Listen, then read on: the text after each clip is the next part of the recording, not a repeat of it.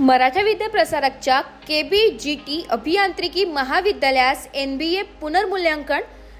मराठा विद्याप्रसारक समाज संस्थेच्या गंगापूर रोडवरील कर्मवीर ॲडव्होकेट बाबूराव गणपतराव ठाकरे अभियांत्रिकी महाविद्यालयास राष्ट्रीय स्तरावर कार्यरत असलेल्या नॅशनल बोर्ड ऑफ ॲक्रिडिटेशन या संस्थेकडून NBA पुनर्मूल्यांकन प्राप्त झाले.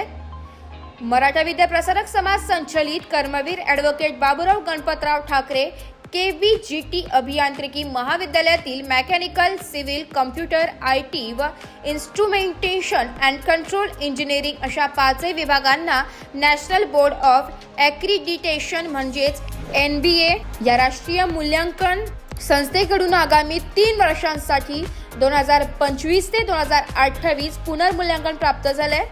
या मूल्यांकनासाठी महाविद्यालयाचे प्राचार्य doctor SR Devane, NBA coordinator doctor Sachin Pachwarkar, विभाग प्रमुख doctor AB Kakade mechanical, doctor PD Nemade civil, doctor BS Tarle computer, doctor SK Talekar IT, doctor Parvat instrumentation and control, registrar SK Shinde तसेच सर्व शिक्षक व शिक्षकेतर कर्मचारी या सर्वांचे सहकार्य लाभले.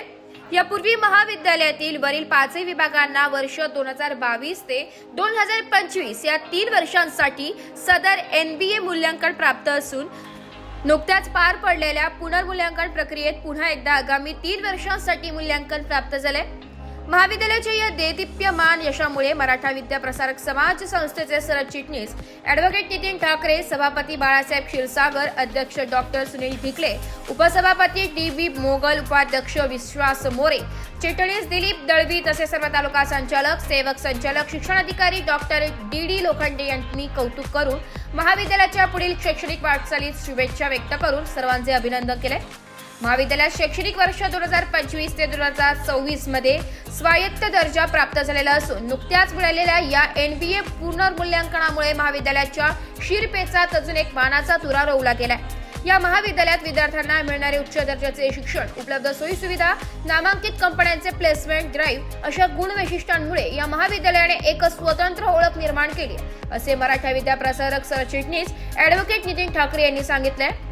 ब्युरो रिपोर्ट, नाशिक लोकशाही न्यूज, नाशिक.